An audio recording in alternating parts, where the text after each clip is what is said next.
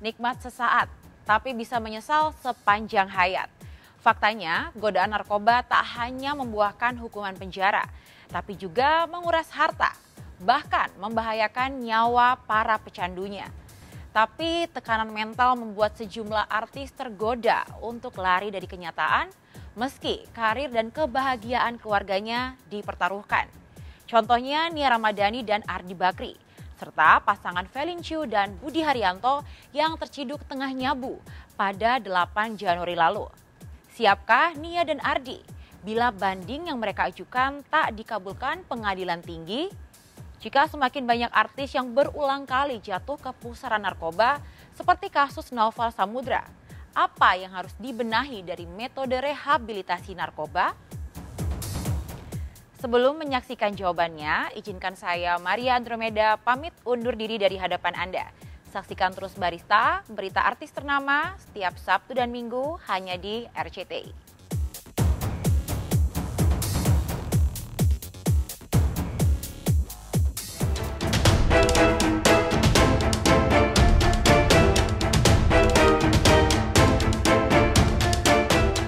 Kasus narkoba yang membelit sejumlah pesohor memang bikin publik dan netizen geleng-geleng kepala.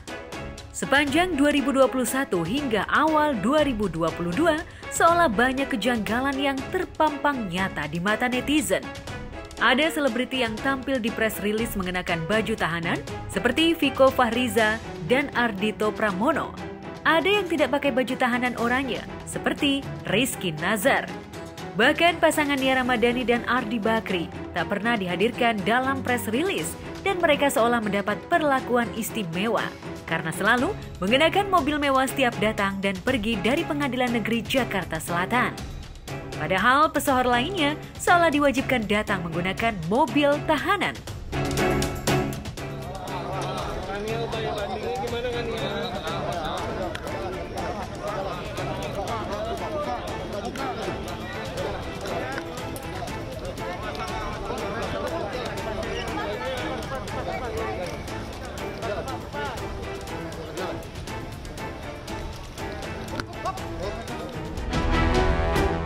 Perlakuan istimewa itu sempat membuat sejumlah netizen yakin bahwa Nia dan Ardi tak akan dihukum berat.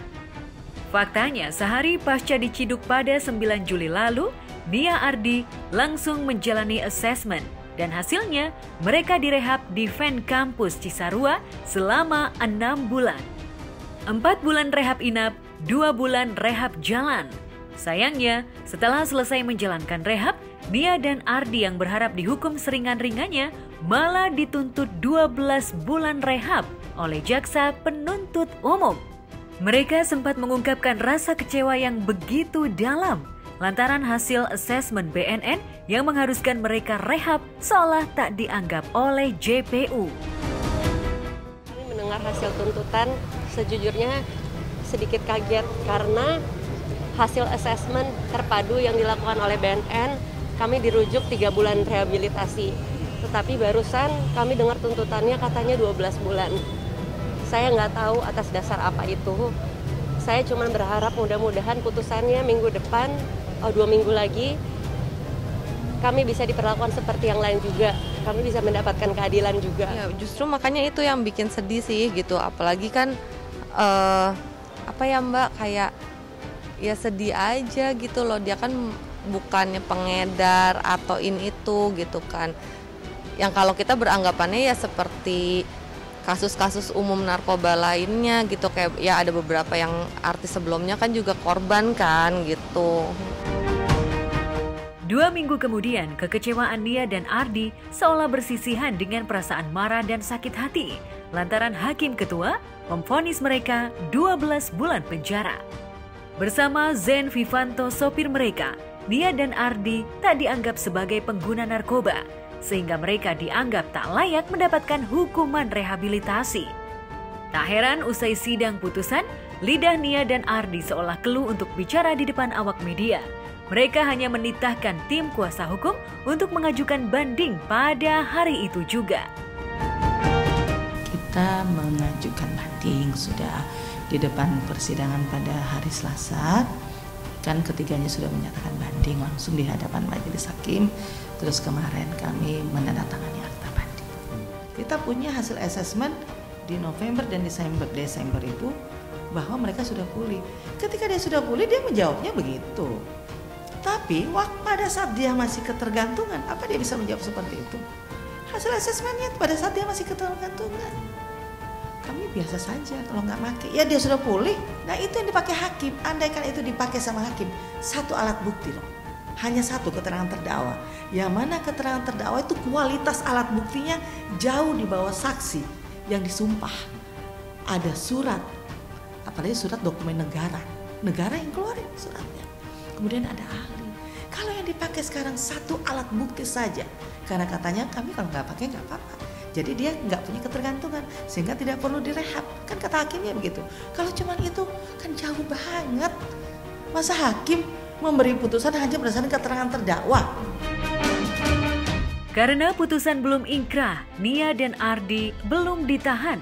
Tapi, apa artinya kebebasan sementara bila jiwa dan raga mereka seolah terbelenggu oleh vonis hakim juga sanksi sosial dari masyarakat? Yang lebih memberatkan Nia Ardi, mereka harus kehilangan sejumlah momen indah seperti merayakan malam tahun baru bersama keluarga, mengambilkan rapot anak-anak, serta menghabiskan masa liburan sekolah anak-anak dengan plesir ke luar negeri. Banyak yang dikangenin, kangen banget, kangen momen ngeliat dia sama anak-anak. Kan aku di rumah, biasa di rumah sama dia, terus lihat dia sama anak-anak, sama bapak gitu. Main bareng, ketawa-ketawa, cekikan-cekikannya dia gitu loh. Itu sih kangen banget sih. Kalau yang kedua sama yang ketiga kan nggak tahu gitu, masih belum gitu mengerti. Yang kedua yang ketiga taunya mamanya pergi kerja sama papanya temenin gitu kan. Sedangkan kalau Mikaela sendiri karena dia sudah besar, sudah bisa baca sosial media, ya sedih banget Mbak pas awal, apalagi pas dengar awal tuntutan aja baca di sosial media tuh langsung jejeritan nangis. Sampai akhirnya ada kita jelasin, terus sempet dikasih izin juga dari tempat rehabnya Nia untuk video call sama anak, yaitu dijelasin ke Mikanya gitu.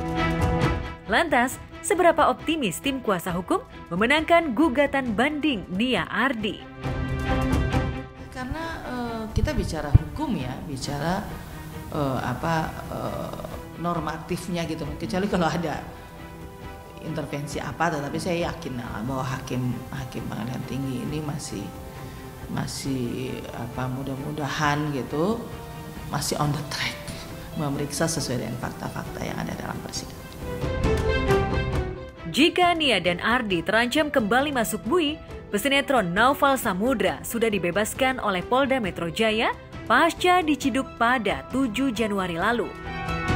Meski pernah dipenjara 10 bulan karena kedapatan mengonsumsi dan menyimpan ganja liquid sebanyak 2 botol.